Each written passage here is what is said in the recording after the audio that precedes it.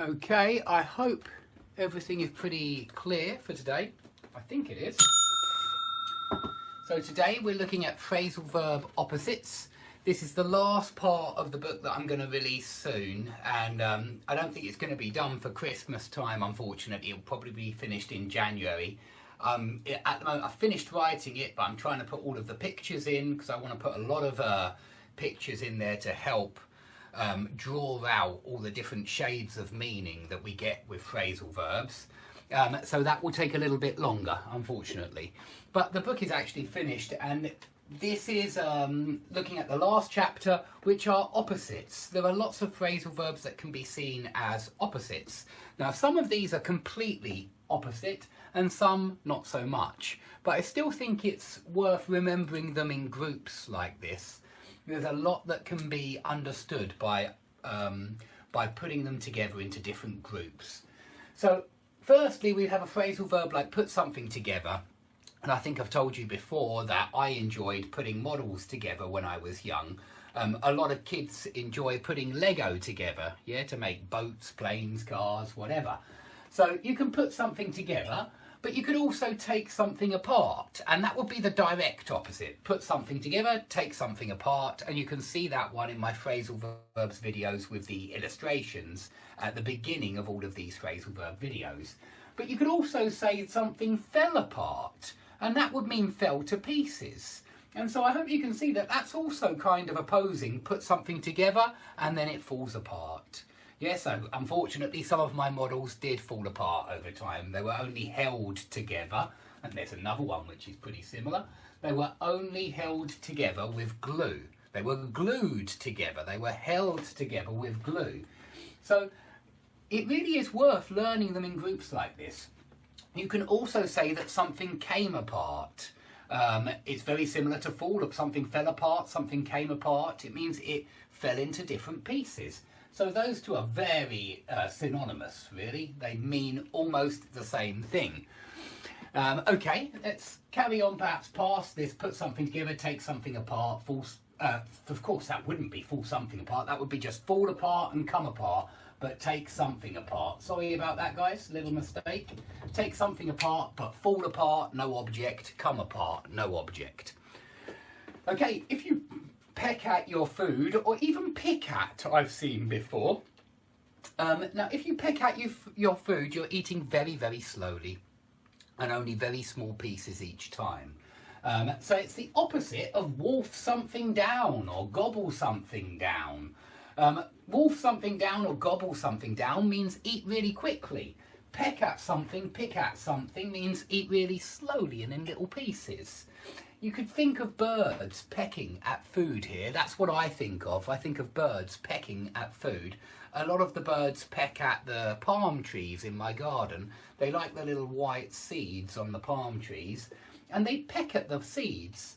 And if somebody pecks at their food, you can see that a little bird can't eat quickly. So that's the idea here, that when you peck at something, you eat very slowly. When you wolf something down, you eat very quickly. Yeah, like a wolf. Hungry like the wolf, we say. Now, gobble something down is more or less synonymous with gobble something up.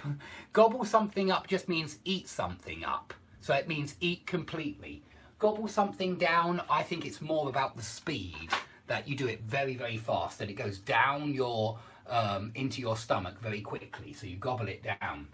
Now, what about drinking slowly? Drinking slowly would be sipping at your beer, or sipping at your Coca-Cola. You're drinking it very slowly, in little sips, a sip.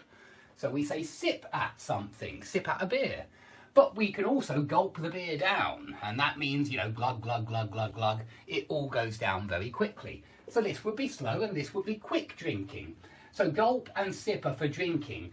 Peck, pick, and wolf and gobble are for eating. Okay, I hope that's nice and clear. Okay, if you slack off, you're being lazy. You're not doing the work that you ought to be doing. So if you don't do your homework, your English homework, you're slacking off. You're not working hard. But there are other students that slave away. And that means they work very hard. Beaver away is another one which means work hard, but beaver away is positive. It has that positive meaning. And of course, working hard is often positive. So I like it when students beaver away. But slave away sounds negative. It's still working hard, but it sounds bad, doesn't it? Because you're a slave when you're slaving away. So it doesn't sound like a positive thing. So I just wanted to make it clear that both of these mean work hard. This means be lazy. But this is a negative work hard and this is a positive work hard. Okay, if you are soaked through, or if your clothes are soaked through, it means they are completely wet, they are completely drenched, they are incredibly damp. Okay, they've got a lot of water through them. So if it's been pelting down with rain, your clothes will be soaked through and you will be soaked through.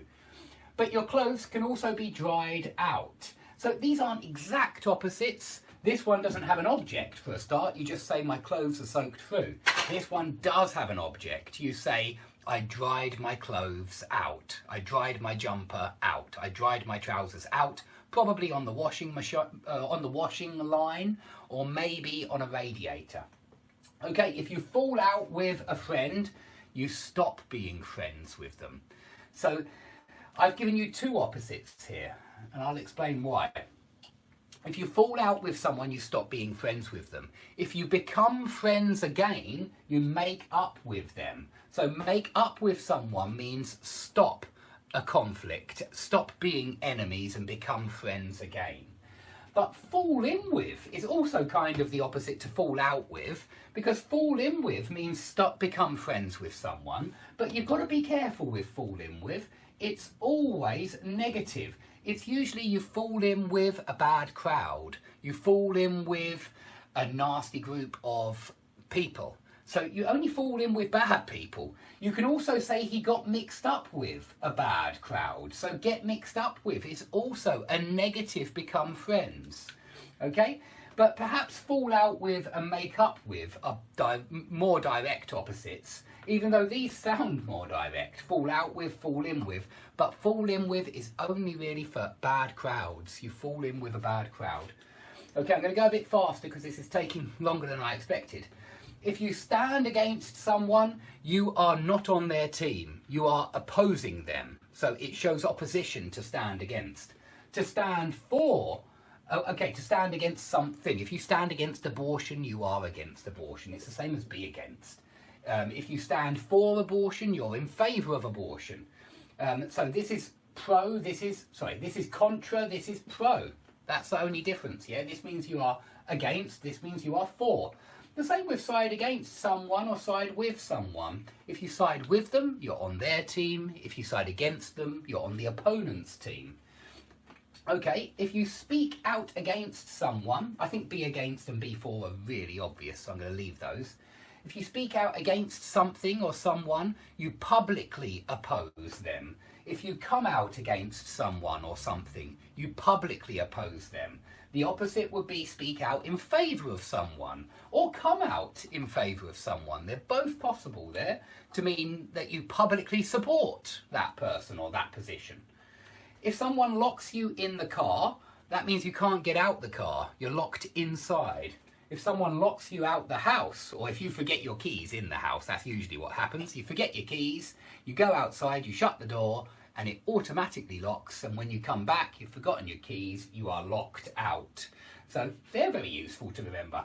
If you count someone in a plan, you include them, and if you count someone out of the plan, you exclude them. So it's just include, exclude. If you see someone in your house or into your house, then you're going to the front door, letting them in and saying hello.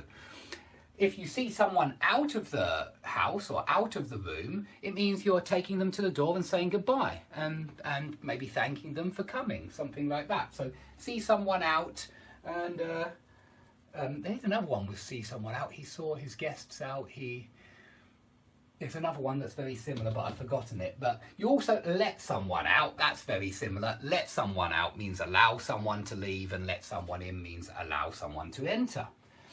These two are quite rare. The rain comes on, it arrives. The rain holds off, it doesn't arrive. It looks like it's going to arrive. The sky has clouded over, but the rain doesn't arrive, it holds off. which is what we all want, right? We don't want the rain to come on, we want the rain to hold off for another hour or so. So the rain holds off, it means it doesn't come. Even though it looks cloudy and you think it's going to happen, it doesn't happen. Okay, if you let down the tyres, you deflate the tyres. If you pump up the tyres, you inflate the tyres. It's really worth remembering the collocations that go with these phrasal verbs. Let something down is usually a tyre. It's something filled with air. You could let a balloon down as well. It's got to be something filled with air. So let something down, deflate a tyre, pump something up, usually inflate a tyre. Remember that let someone down means disappoint them. Do remember the secondary meanings of all of these phrasal verbs as well. Okay, if you warm up, you get warmer. If you cool down, you get cooler. So you might put on a jumper to warm up, and you might take your jumper off to cool down. But you can also warm up food in the microwave, just like heat up then, the same as heat up. You can heat up food in the microwave. But they're certainly direct opposites, just like speed up and slow down, warm up and cool down. Okay, play something down is to downplay it. It's another way of saying it, downplay or play something down. And it means make something not as exciting or interesting as perhaps it really is. Make it more boring than perhaps it really is. Play something up is the opposite. It's where you exaggerate something and make it nicer, more exciting, more beautiful, sexier even. And that's why we say sex something up, jazz something up, do something up, yeah, for decorate a place. And you can even talk something up, which is the same as play something up. When you talk something up, you exaggerate it and make it greater, nicer, more beautiful, more interesting than it actually is. You exaggerate it. Now, if you turn to someone, very often you turn to someone for advice. So when you turn to someone, it's because you want some kind of advice, or maybe you want to confide in them, and maybe you want to pick their brains. You want to ask them some questions about some kind of problem you have usually. So you might turn to a lovely auntie that you have, or you might turn to a close friend that you know you can count on when you're in a difficult situation. So remember that count on, oh, we haven't done it actually. Count on means depend on, rely on. So